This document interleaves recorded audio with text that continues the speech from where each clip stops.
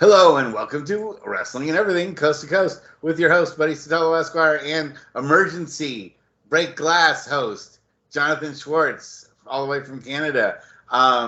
This week, for whatever reason, we can't find Mike, so it's just going to be the two of us hashing out some wrestling stuff back and forth between us, and always great to have Jonathan on here. He just penned his final article for the year, which of course nobody writes in pen. I sometimes think of you with the quill pen, the way that you write, and you do write a lot. I will give you a lot of credit when you have a thought and you want to express it fully.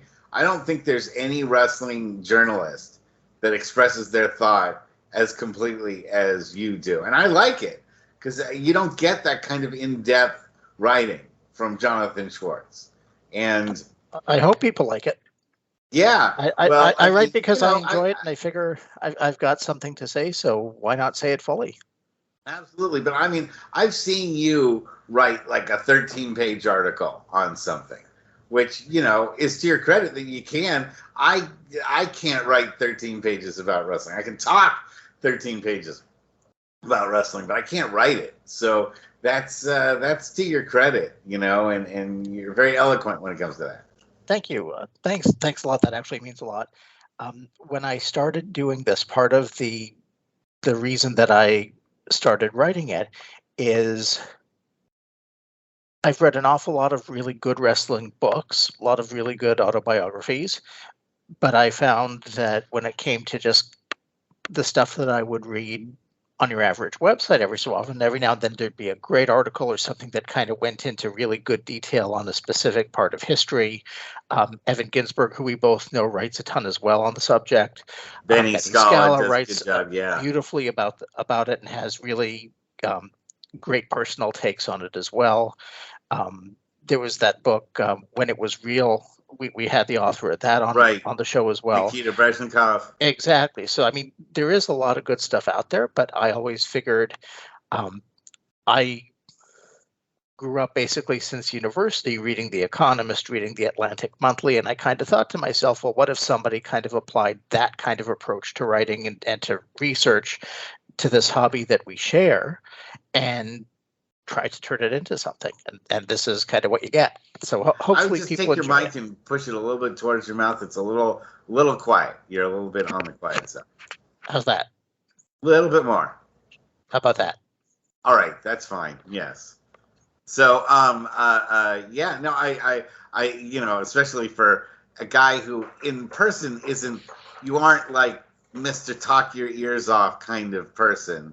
You have obviously a lot going on in your mind when you watch this stuff. And there's a lot of analysis. And in fact, is that kind of like the thing that you find most interesting about wrestling is not just what you see in front of you, but what it all means in context? It seems like that's always going on in your mind when you're writing.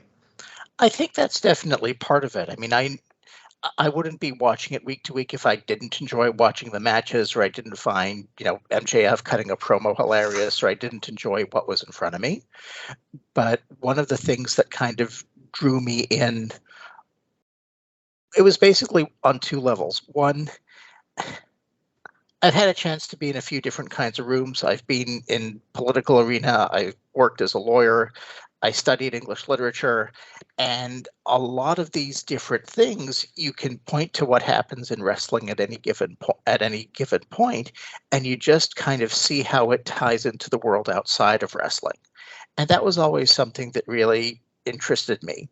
The other thing that I find really fascinating is that, the same as if you go to the movies and you watch a rom-com, or you watch an action movie or a horror movie.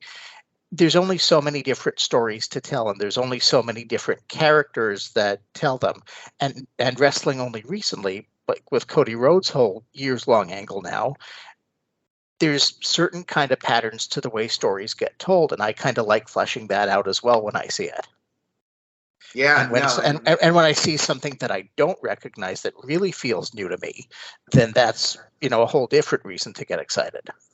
No, that is certainly a feature of what you do that makes, I think the average reader drawn in by your articles, because instead of somebody going, "Oh my God, he's written 10 pages about this," it's more like you start reading it and you're like, "Oh yeah, that's an interesting point. I didn't quite, or I knew it was going on, but I never really crystallized it in words in the And way there's that a you lot do." of really, I know that there are people who will always complain, and they're not wrong, that that the big problem with wrestling is that kayfabe is dead, or how dare we talk about storylines or plot points or characters, or how dare we be upset, why aren't we bristling with indignation that everybody does that same spot where everybody masses around the outside of the ring and somebody flips over top and everybody goes down like bowling pins.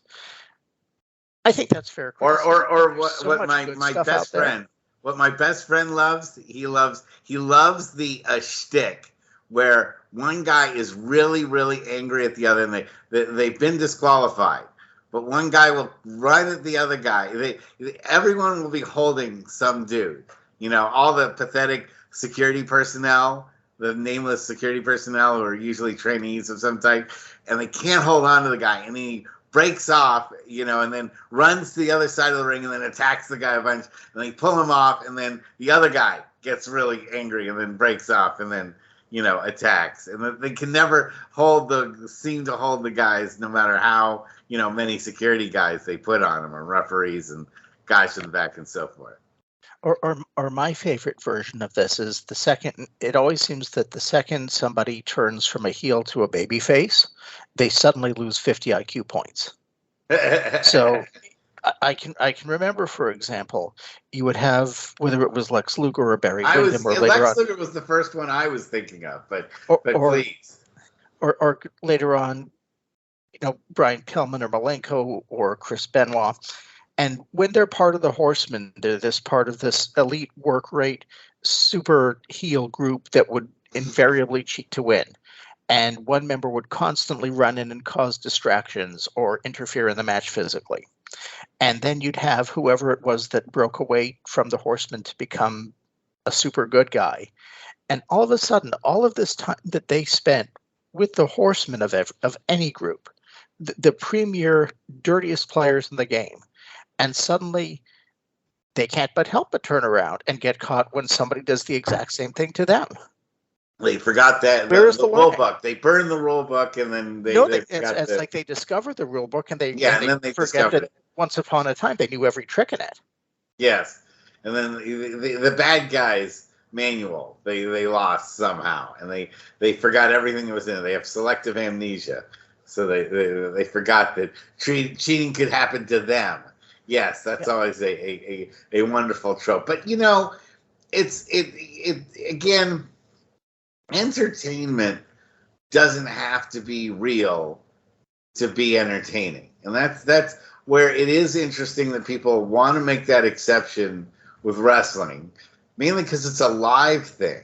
I think that they want it to be real, and for people to either pretend, no longer pretend and no longer have kayfabe, or that because if it's something scripted and it's in an Avengers movie, people don't care that nobody gets shot with a laser and that nobody, is being beaten up by the Hulk or getting smashed by Thor's hammer. That's not something that's a problem. But it is a problem for people when wrestling comes around. And I don't think, people analyze soap operas and they analyze, what happened in movies and why that's, forbidden for people to do with wrestling, and why people think wrestling shouldn't be subjected to that doesn't make sense to me either. So I think it's a weird thing that goes back to wrestling's carnival roots. People buying into the con, as it were, was an integral part of the form of entertainment from the very beginning. And we've all heard the stories about how the heels and the faces wouldn't dress in the same dressing room. If they got caught traveling from one venue to the next in the same car, they were liable to be fired.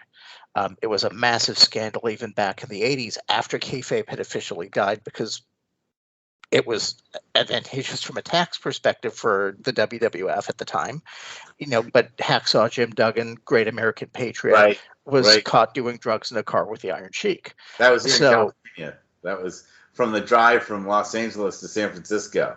They got busted on the 5 because it's a So- 5-hour drive that you do nothing on. It's just a straight. You've never been here, but it's just a straight drive from Los Angeles to San Francisco, and it's on this freeway that goes up the middle of California, and there's absolutely just farms left and right, and basically nothing for 400 miles. that is some bad luck, my friend. Yeah. So yeah, And well, it changed but the course of wrestling. it's easy to drive like 95 miles per hour as long as there isn't a cop. And so, it's because you just sit there and you put your foot to the floor and just, drive straight up. I know some people have driven like 120 miles per hour on the 5 because they just don't pay any attention to it. But when you're smoking and drinking, then yeah, you're going to have a problem if the police pull you over and you're doing 120. So I think that was more or less what caught them and got them got them so they were then exposed and everyone was talking about how can the Iron Sheik and Hacksaw Jim Duggan, Mr. USA be smoking weed together in a car. And yeah, that was pretty big. But then right around that time too was also the incident with Mr. Saito and Ken Patera, breaking into McDonald's and beating up all those cops. And I used to say, when people would like say, oh, the wrestlers are just fat guys in their underwear, pretending to fight. I'm like, a guy like Ken Patera and Mr. Saito showed, a bunch of very, very able police people what happens when wrestlers go out of control, and that there is a level of toughness being a wrestler in employees that you just don't find in an average person. Or there was back then. Yeah. I mean, how many apocryphal stories were there about King Tonga, Haku, Meng, whatever you want to call him? Yeah, but gouging your guy's eye out. Well, that Peter Maivia as well was supposed to be legitimately a tough guy. I believe it too. I all the Samoans are pretty. I don't think they just got into wrestling. I mean, having known Samoa Joe, I got to tell you, they all carry with them a pretty tough exterior. Not that you can smash coconuts over their head whenever you feel like it, but the lineage. I don't think that would go over well at all. No. But we'll leave that behind in the 80s. So, a couple of subjects I wanted to throw out there before we go to your coveted Schwartzy Awards, which I do like the name. The Golden Schwartz. Yes, I'd like with to call apologies to Mel Brooks, but I had the name first. If we ever do an award show, maybe around you, we could call it the Schwartzies.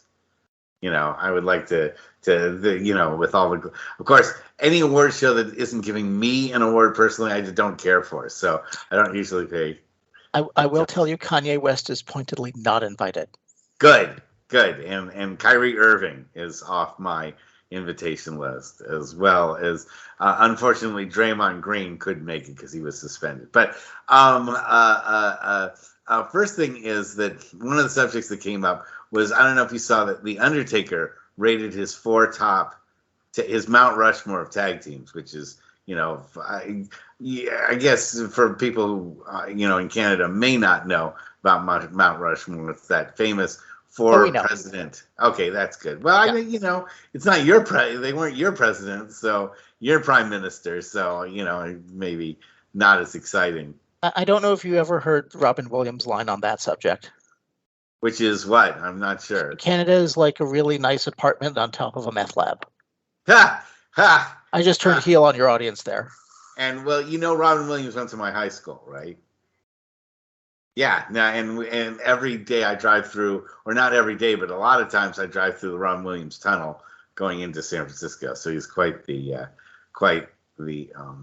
symbol around here. And so The Undertaker, I don't know. So maybe you didn't see the article, but The Undertaker listed the Rock and Roll Express, the Midnight Express, the Road Warriors, and Arn Anderson and Tully Blanchard as his top four, as the Brainbusters, with Bobby Heenan as his top four tag teams. And I wanted to throw that out to you and thought what you thought of that and who your Mount Rushmore of tag teams would have been. I can't say I disagree. I think he picked a list that are definitely all top 20. I think it's very much kind of centered in time and place a little bit before he kind of really hit the scenes himself. If he'd chosen the Skyscrapers, I think we might have had a bit of an issue there. I love the Skyscrapers, but he was one of them. Yeah. So, well, I mean, some you can't choose he was yourself. also. Yeah, they had Dan Spivey and Sid Vicious originally. Sid Vicious also. Yeah. Sid Vicious, one of my all-time favorites. Really? I did not know that. He goes against pretty much everything that I logically like in professional wrestling, but he was so over the top in what he was that it was, and he had that, in my view, one of the best gimmicks ever, where he would beat up his opponent so badly that they'd have to stretcher him out, and then he'd kick him off the stretcher. It's, I've spoken about it before. It's that same kind of thing that they did a version of with Bob Backlund, when he would snap and just apply the crossface chicken wing until somebody passed out, right, and then roll off them and look at himself like he was in a fugue state. I love it when wrestling kind of goes beyond. There's the part where wrestling is perceived as unbelievable and thus fake, and then there's the part where wrestling just kind of ignores that distinction altogether and just veers off into its own kind of behavioral reality. And I love that. Okay. And Sid was like right there. Same kind of thing with Papa Shango, just a ridiculous gimmick, but so much fun. So far as the tag teams go, I agree. I just think it's kind of compressed for time. I mean, Midnight Express, Rock and Rolls, Road Warriors, Anderson and Blanchard. Anderson and Blanchard are one of my all-time favorite tag teams as heels. But one of the reasons you would have any of them on that Mount Rushmore is all of them made each other look great. Well, the Road Warriors didn't often make people look great. They just beat people up. But they were a force of nature when they were young. When those I had seen the Road Warriors wrestle live in the AWA when they were really it. And it's so rare that you have in a wrestling federation a tag team that truly was the best thing that the federation had going. And the Road Warriors, when they came into the ring, things did stop. People did put down their popcorn. They didn't look at their programs. They didn't look at their watch. Well, we didn't have cell phones back then, but they wouldn't have been looking at their cell phones. You knew that when I am Iron Man, dun, dun, dun, dun, dun. No, as soon as their whole deal was incredible. Yeah, and you knew you had to keep watching because the match might be over in 35 seconds. Absolutely. So, I mean, for me, growing up as a fan in the 80s, Road Warriors are head and shoulders number one. I know some people will say the Valiant Brothers. I think it's very much kind of, where you were at the time and when you became a fan determines what your Mount Rushmore is going to be. For me, the Road Warriors are number one. I would say the Steiners for me are 1A. They would be my number two. Yes. I think I would make an argument that from a technical standpoint, just like as wrestlers, Hawk and Animal didn't wrestle, they brawled. And they were very good at it, but they needed their opponents to fly around the ring anytime they got hit. The Steiners, if you didn't want to fly around the ring for them, they would make you fly. Yeah, they would. Especially Scott. I think I would want to throw some like an older school tag team in there as well. I'm going to go way back. I'm going to say the Kangaroos. Wow, that's a good one. And you know what? My neighbor from up the street, his uncle was Costello, Al Costello. And I say that because my dad was a fan, and they were one of the first real tag teams to come They in. were. And they helped establish a lot of the kind of conventions for what tag team wrestling looks like. A lot of people don't know that tag teaming used to be known as Australian tag team.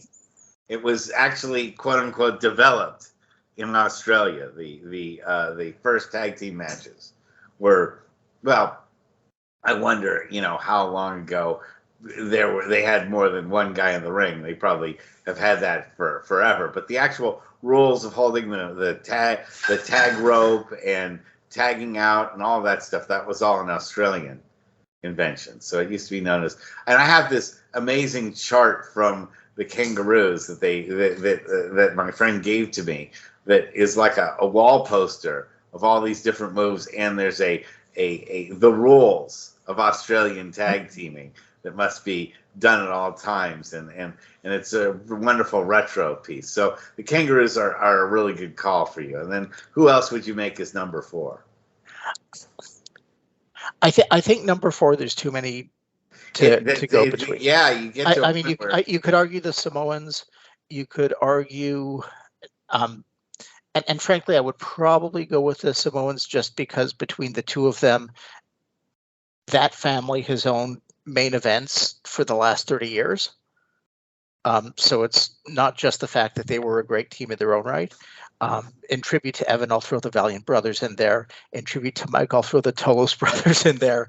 I mean, there's been a lot of great teams. I would probably, if I'm using though the Kangaroos as kind of like an original solid heel team, I would want to put in Rocca and Perez.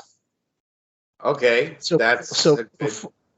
because you can draw a line before Bruno Sammartino was the main event in WWF. Argentina Rocca and Miguel Perez Sr. basically held down the main event scene in New York for years. And they too kind of set up a lot of the tropes for how a tag team match is structured. You'd have kind of the hot tag, and you'd have Rocca doing his acrobatics around the ring and that kind of thing. And they were so popular and so loved that there's this story that may or may not be true that Rocca and Perez at one point fought Dick the Bruiser, and I forget who the other guy was, but it basically almost led to wrestling being canceled out of Madison Square Garden for years. It was a riot. And and Dick the Bruiser claimed that he was banned, although it's questionable whether he was actually. So I think that team deserves some love as well, but there's so many really great ones. I mean, underrated. And of course, there's obviously, you already mentioned Tully and Arn, and I think if you include them as part of the Four Horsemen, and what their contributions were as Four Horsemen, not just as the Brainbusters, I'd say you can't not have them in greatest tag team of all time. Although, who I'd want him now, at this moment in history? I think you have to throw the Freebirds in. A lot of people said the Freebirds. The Von Erichs themselves. You kind of, if you include the Freebirds, you kind of have to include the Von Erichs because that was their. It's just like if you have the Midnight Express, Rock and Roll Express, you have to have the Midnight Express because the Rock and Roll Express without the Midnight Express feud, that's just that you're only telling half the story, right? And so, it's almost like all 4 of those guys have to be inducted together or put on the mountain together, Mount Rushmore together. Otherwise, you're not telling a complete story. You're saying the Midnight Express is better than the Rock and Roll Express, but where would the Midnight Express be without their feud against the Rock and Roll Express? And where would the Rock and Roll Express be without their feud against the Midnight Express? That thing defined both teams, yeah. So it's hard. Although I will say with the reason I prefer the Freebirds in the mix is, of course, they had the Freebird rule. Yeah, the 2 out of 3 guys can wrestle, which is basically extended any number of championship runs since then. I mean, you look at Demolition and their 3rd tag team run, you look at the New Day, and at one point they held the longest tag team run in WWE, which I never liked because I don't like the Freebird rule for champions. But Demolition did that when they added Crush. so, and they were just nuclear heat no matter where they went. They were. I just think the average wrestling that was brought by Michael Hayes and by Buddy Roberts is subpar. I mean, I think the Terry Gordy was legit, but I think I will disagree. I think that they set up a real winning formula. It's different from the Horsemen, where everybody, until you get into later iterations of it, where you have like Paul Roma or Steve McMichael or those guys, the principle behind the Horsemen is that you had basically the four best workers and among the best talkers in the NWA at the time, and Jim Crockett and Georgian were pulled from that. The Freebirds were specialists, and the Freebirds each had their own defined roles. Which is true, yes. Gordy was the powerhouse, and I completely agree, the best in-ring wrestler of the lot. Buddy Roberts, who is Canadian, by the way, in real life, was the punching bag. Yeah. If you watch and a capable brawler in his own right, but he was the guy who would get heat and kind of scurry away in order to get he would take a lot of punishment. And Michael Hayes was an absolute heat magnet in his own right. I think he's a little bit underrated as a wrestler personally. I just happen to like his stuff. But I think that you see that degree of specialization has become kind of a through line ever since. I mean, New Day was the same kind of thing. The Shield was the same kind of thing when they first started.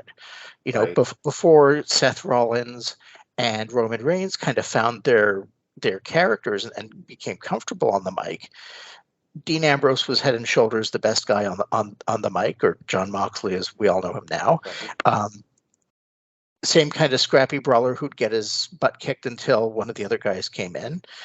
Roman Reigns was the heavy, and Seth Rollins was, again, more kind of the technical guy. And he was sort of in between. He and the high flyer. He also was pretty strong in the ring. I also think Roman Reigns is sort of like the pretty face of the group in that sense, Yeah. But when he first came in, I'm sure you wouldn't remember it because he's developed incredibly all around as a performer. I think he's great. But the commentators would deliberately mention that he was the strong, silent one because he just didn't have it on the mic yet. And it took him a while to kind of find that level of comfort to be able to speak for himself. And then once he started to come, and especially once WWE got it in mind to really push him aggressively, then they started bringing him forward and positioning him as arguably more of the leader of the Shield behind the scenes. And you have Seth Rollins with the architect character coming forward, and Ambrose, who'd kind of reached, at least within WWE, what his ceiling was kind of also there, which is unfair to him because he was also a really good performer too. But the dynamics there certainly changed. But you can see the influence that the Freebirds had, probably because Michael Hayes works backstage at WWE. But I don't think you can underestimate that. The other team that speaking of Gordy, was the Miracle Violence Connection. Steve Dr. Death Williams and Terry Gordy, primarily in New Japan. You couldn't get two tougher guys in the ring. Although when they had when Terry Gordy tagged up with Gary Albright, that's also two really, and they cleared out Japan.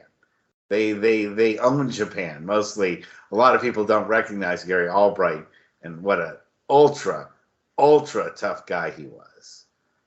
Also simultaneously a member of two wrestling families.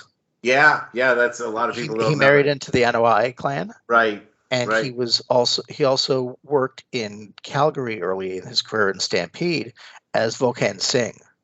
Right. Part of Karachi Vice, along with the Great Gamma and Mike Shaw, who people might know as Norman the Lunatic or Bastion Booger, but in a really much more serious role as Makan Singh, where he was also a heavyweight champion in Calgary.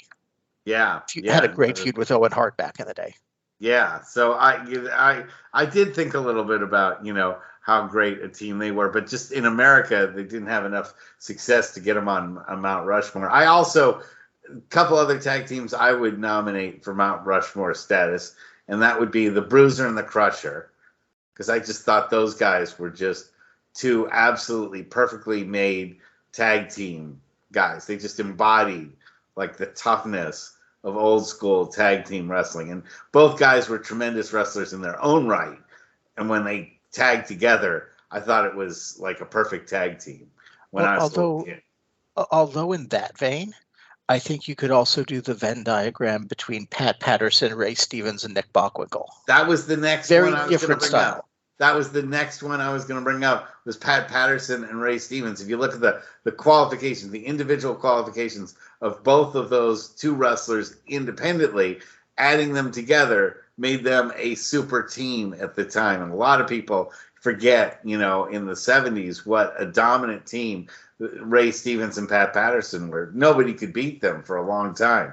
And that was when, guys had 10, 15 tag matches in a month kind of thing. They'd wrestle all over the U.S. and they'd have, shows booked every weekend, 2 different shows booked every weekend, and fight in the middle of the week as well in different venues. So, that's, I always thought that was something. And a personal favorite of mine that gets very little credit is the tag team of Scott Hall and Kurt Hennig when they were AWA tag team champions. And I mean, again, you look at the qualifications of Scott Hall, you look at the qualifications of Kurt Hennig, and both of them combined were tremendous in the AWA. It's just the AWA had such a weak tag team scene, and the Road Warriors had already basically left at that point, and so you didn't have them facing a lot of great teams at the time. But there, and then hang on. I think it's sad with the AWA though, irrespective of the fact that the WWF in the middle of its expansion was basically going to take who they wanted from wherever they wanted, and that's really the biggest problem. But if you look at the roster that Vern Gagne had, that Vince stole from, it was huge, and the level of talent that he had, even well into that period.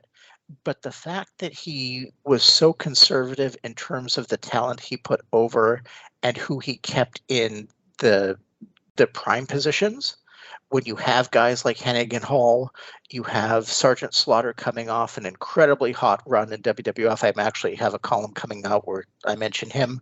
And you have the guy who was just in New York, probably second most popular babyface behind Hulk Hogan, who Gagne also refused to put the title on, except in a couple of switcheroo matches. And instead, you're hot potatoing the belt between, Rick Martel, whom I love, but really never had the promo skills to connect with an American audience. Or back to a 50-year-old Nick Bockwinkel, or Kurt Hennig, who at that point was still not really proven as any kind of commodity, or Stan Hansen. They also had Haku hold the title. It was King Tonga for a little while. No, I don't believe so. Well, King Tonga did hold the title for a few years, about a year, when in between Kurt Hennig and Rick Martel. He did. I don't think so, because he went. I could be wrong, but as I remember it, Martel lost to Stan Hansen via Boston Crab, right? And that supposedly put Martel on the shelf. Hansen refused to lose the belt, and basically because Vern Gagne basically wanted a percentage of Hansen's take in Japan, so he basically walked away and ran over. The story is he ran over the AWA title with a truck, and then mailed the broken belt back to Gagne. Then Gagne wound up giving it straight to Bockwinkel. I forget if there was a tournament or a battle royal or something like that. And then Hennig beat Bockwinkel with an assist from Larry Zbyszko in a roll of quarters. And then Hennig held it till Jerry Lawler, and then there was another, and that didn't last very long because Memphis and the rest of the AWA didn't get along. And then after Lawler, Larry Zbyszko won it in a battle royal where he last beat Tom Zank. And then Zbyszko and Mr. Saito kind of went back and forth, is how I remember it. I thought that I thought that King Tonga, which then became Mang, right? And Yes, Tonga it, Tonga was a mainstay in Montreal and held their belt a couple of times, I think. I thought that he won the AWA title for a. Let me see. I'm just trying to look it up. Thanks to. Can we make this an actual wrestling and everything bet? All right. Well, what do we have to bet on? I don't even know what the exchange rate is. We'll have to. Well, I'll have to. But you know, and there's so many other tag teams too. I mean, that I love so much, like, you know, Doom and the Von Erichs, obviously, you know, as a, you know, because that's the thing. Yes, you had the Freebirds, and they did the Freebird role, but they wouldn't have been able to pull that Freebird role off if they didn't have the Von Erichs as the, like, perfect foil to, like, you know, the perfect good guy tag team to go up against. And then we have that movie coming up, the Iron Claw. I wanted to transition that just a little bit and see, is it going to be released in Canada as well as the United States? So it is, and if you head over to the slamwrestling.net website, where Wrestler's Court with Jonathan Schwartz appears periodically, including earlier today, there's actually going to be a ton of coverage. I know Greg and a bunch of the other writers had a chance to see a sneak peek of it. So there's going to be a full review and a write-up coming up. There's going to be a lot of great content related to it. And I've heard really good reviews about it, and just saying that it's very powerful. And I don't know if it's going to be in a theater near me, but I know that if it isn't, I'm looking forward to seeing it, you know, when it eventually streams. It's probably going to be, you know, streaming probably not too long after it debuts in the theater. And I think it's a very interesting, it's a story that really had to be told at some point in time. So I'm glad that someone's going to focus in and let, you know, the general movie populace understand, and the general viewing populace understand who the Von Erichs were and why they were so important to wrestling history. You really can't tell the story of professional wrestling without talking about the story of the Von Erichs. Do you think? I agree. I think for the purpose of our conversation, it's a shame. I know we've got the West Coast represented. We've got the True North Strong and Free represented up here. We've certainly got, you know, people who come through New York who appear on the show. I don't know that we've had somebody who's as clued into Dallas, but to kind of I mean, the closest that we have up here would be to think of them the same way we think of the Rougeaus or the Harts. That same kind of connection to, you know, to a place and to an act that people really love and that people truly relate to. But I don't think that even in those families, although I guess by now you could probably argue the Harts, unfortunately, that there's been the same level of tragedy that kind of informs the Von Erich story. And that's the one thing that I'm interested to see. I haven't seen the movie yet, but that I'm curious about is part of what makes the story so moving, whether or not you're a wrestling fan, is that, you know, Fritz and Doris Von Erich had, I believe, 6 boys. Only one of them is still alive. 3 of them died by suicide. One of them died by accident when he was a kid. Another, the toxic shock syndrome, you know. Although the jury's out on whether that's actually what happened. So, for example, in I believe it was Ted DiBiase's autobiography, he paints a different picture of what actually happened to David Von Erich, that he'd overdosed, and because they didn't want the Japanese authorities to catch on, somehow the evidence went missing.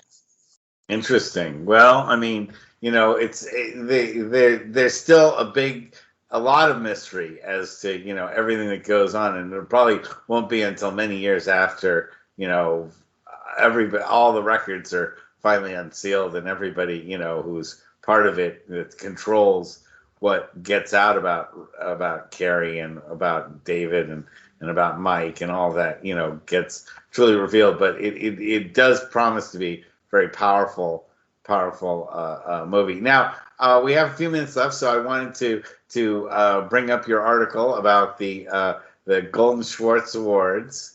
And so why don't you tell our fans who you decided? First of all, what is the Golden Schwartz, and second of all, who did you give it to for this year? So the short version of it is the Golden Schwartz Award is my year-end achievement award, which I basically wrote because I felt like I had something to say, and it didn't require a ton of outside research, to be honest.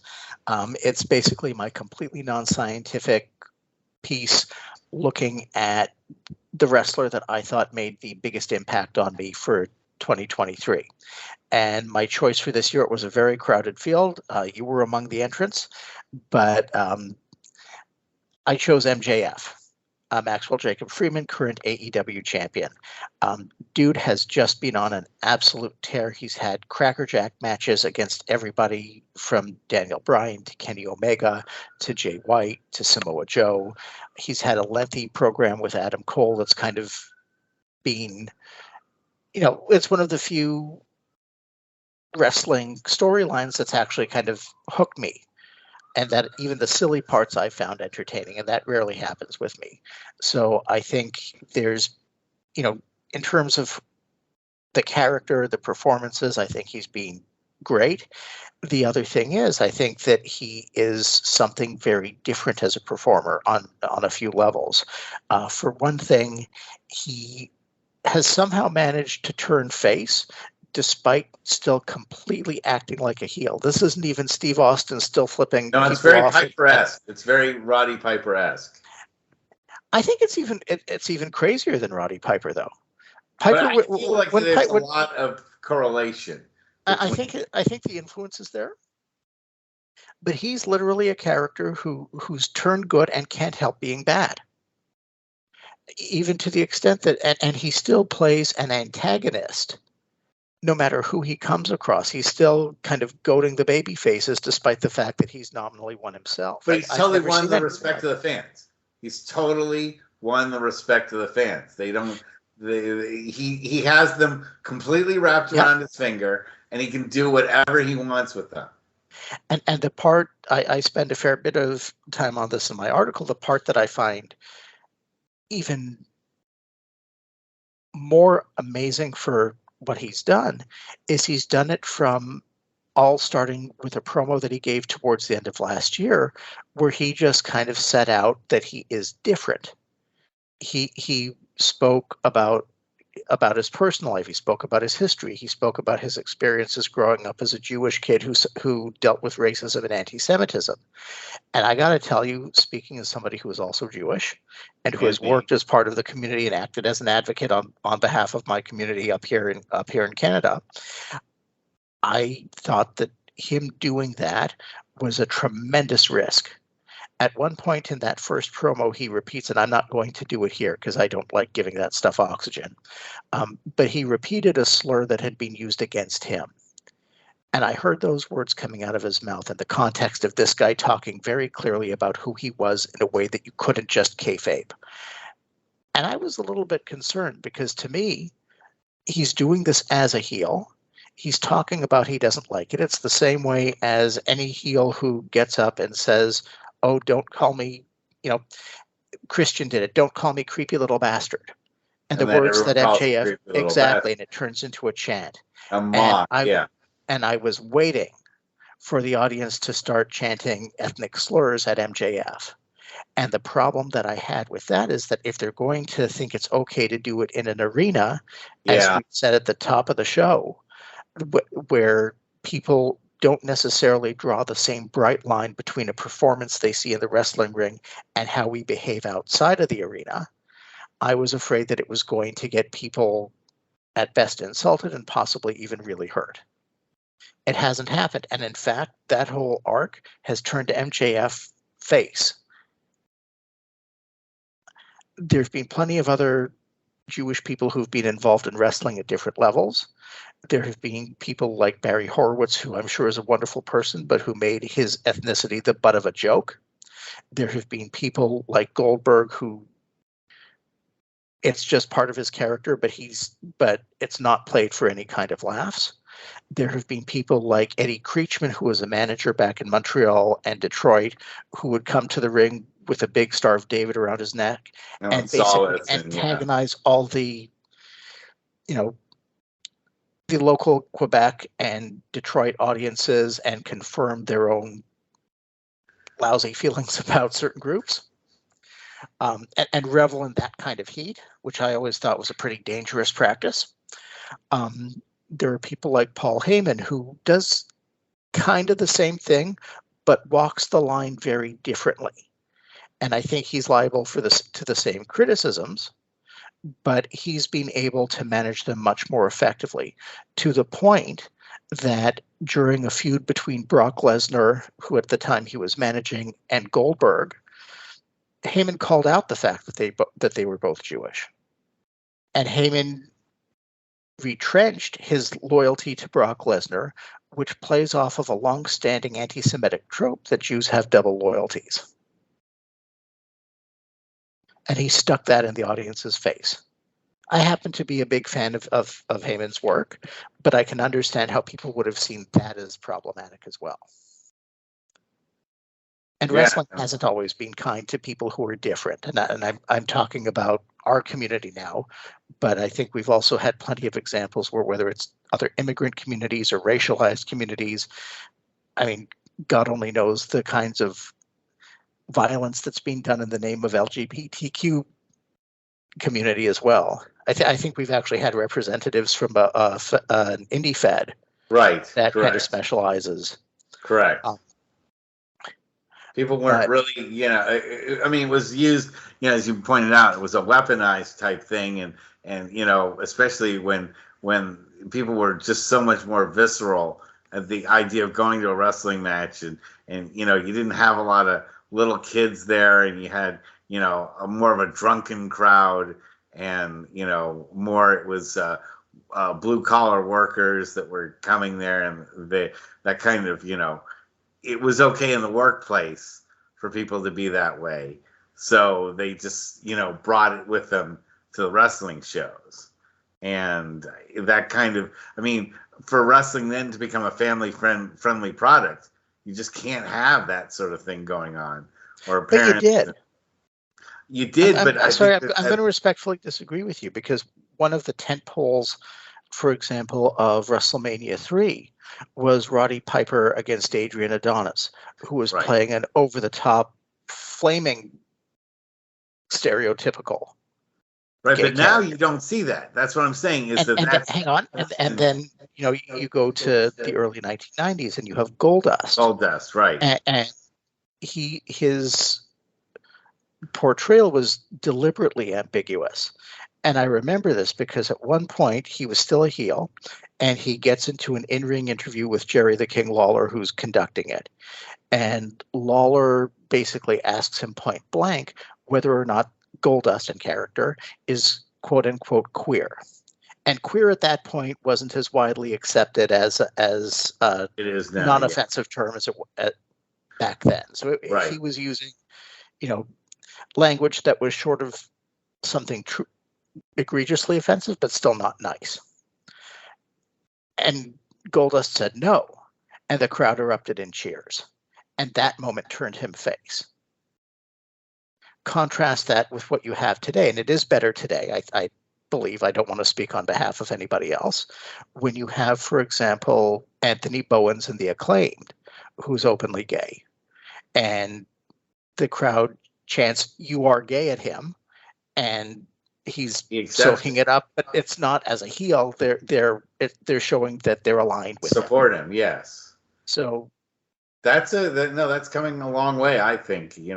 As far as the progression of attitudes and acceptance, and that people aren't using that kind of character reason. The people's ethnicities to either root for or against somebody. It's not the Tatanka type situation where you have the guy running around as in a loincloth, as an Indian, an Injun, so to speak. Although I'll take Tatanka over Chief J Strongbow.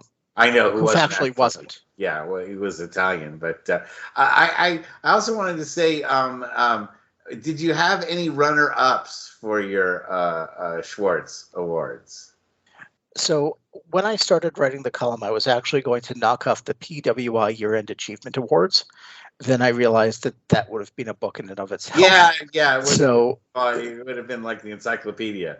It would have so been. The other two acts that would have been in the mix for me, and again, this is purely just the wrestlers who made the biggest impact on me, irrespective of where they are on the card or what they've done or how many titles or anything like that. Rhea Ripley.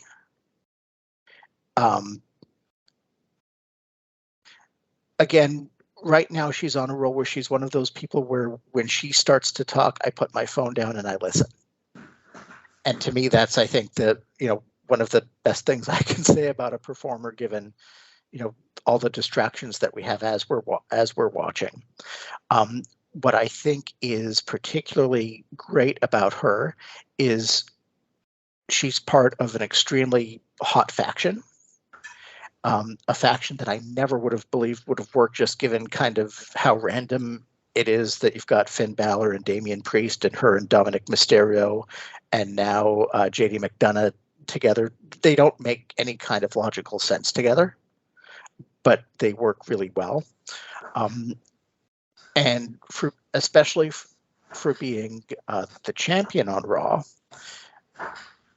one of the things that I've long found about how WWE promotes the women's division, even if it's getting more airtime, the performers and the storylines are still kind of segregated away from the main line of what's happening with the men. She is completely integrated into the Judgment Day storylines, and often she's kind of the focal point for them. So she's playing right with the guys. And to me, it's, again, a different kind of character in being used in a different way. And the fact that she can have really good matches and dominate her opponents unless they're sandbagging her on Raw, I think speaks volumes for how good she is and for what a year she's had. She split the vote, frankly, with Dominic Mysterio, who would have been my other choice. And if you'd asked me that when he first came on the scene, I would have laughed in my face. He has turned into an incredible heat seeker of a heel. Is he the same caliber of wrestler that his dad is? Nope. Well, not his dad, Eddie Guerrero, or Rey Mysterio for that matter. But I think that he has become an incredibly polished heel. He does the little things really well. He can't pick up a microphone without getting drowned out in boos. I think that I never liked the idea of Rookie of the Year awards in wrestling, because I think that, we don't see most wrestlers' actual rookie years. Right. They're in the indies for years before they. And to get to a point where you have a real kind of breakout performance, I think a lot of them have false starts or characters that don't quite work, or they use the seat fillers or, random faces in battle royals for a long time until the right thing hits. And I think Rookie of the Year is unfair, but I absolutely think the character that he's come up with and the way that he's played it, especially if you think about what,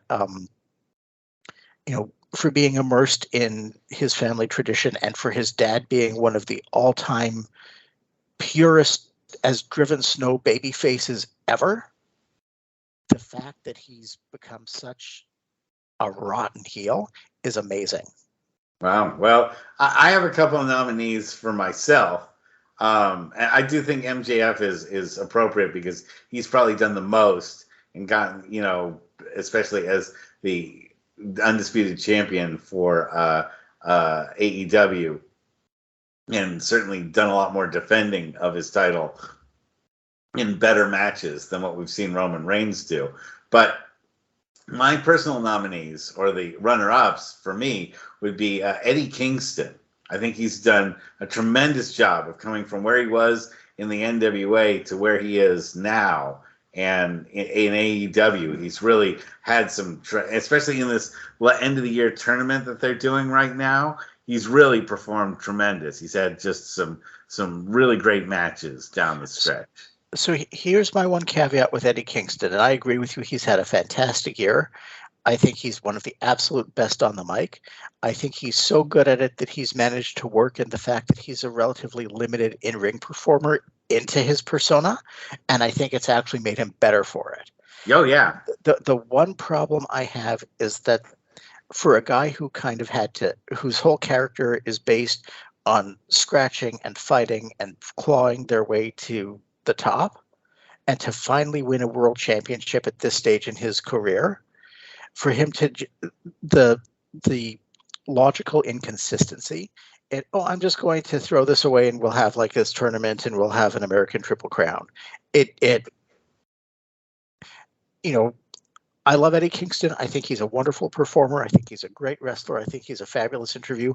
I know he's really active on social media, so I'm terrified that he somehow might actually come across this.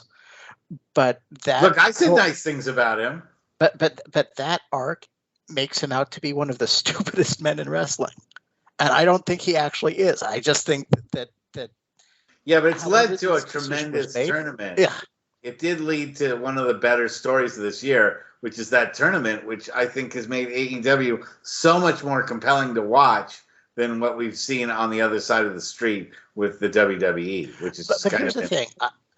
I would agree. I think that if they were going to do something like that, then the run-up is to unify the ROH, which is a World Heavyweight Championship, with the AEW World Heavyweight Championship. But instead, they've got it with New Japan Strong, which barely exists, and some brand new random belt. Yeah, I didn't think they wanted that part I don't like. They probably didn't want to integrate all the ROH guys in there. I mean, they had enough.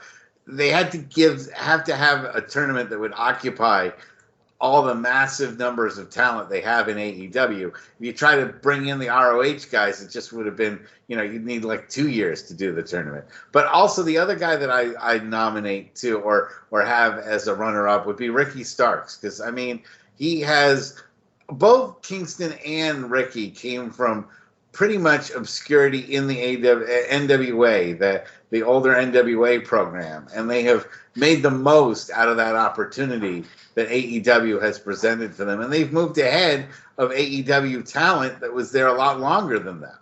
And I think both of those guys are going to be major factors in AEW in 2024 unless they get hurt. They're going to be, or in Stark's case, unless he signs elsewhere. He's due to be a free agent soon. But even if he does, it'll still, escalate him. Let's say the WWE brings him in. They won't bring him in just to make him a jobber. Well, then again, I don't know. I am assuming since Vince is not in charge anymore, that's a typical Vince thing would be get Ricky over there and then have him royally job. But, I think that both of those guys have made a tremendous move forwards in where they were a year ago versus where they are now. And both guys I'm really impressed with. But, it's and then I would want to say, is there like a negative Schwartzy out there? Is there who would you give like maybe the word like the Brown Schwartz Award too? You know what? I'm too much of an optimist. Okay. I tend to think I don't think anybody can get over with the general audience, but I think if you have somebody who's got talent and is willing to work and you get the right kind of combination with people behind them, pretty much anybody is capable of a decent run. You wouldn't have thought LA Knight would have gone as far as he did this year based on him coming up to the main roster as Max Dupree. Although I thought the Maximum Male models were awesome, but again, that's guilty pleasure. Yeah. So I tend to think until a federation cuts ties, there's always a possibility. I mean, it's one of the linchpins of wrestling is the ability of people to reinvent themselves. If I were to say,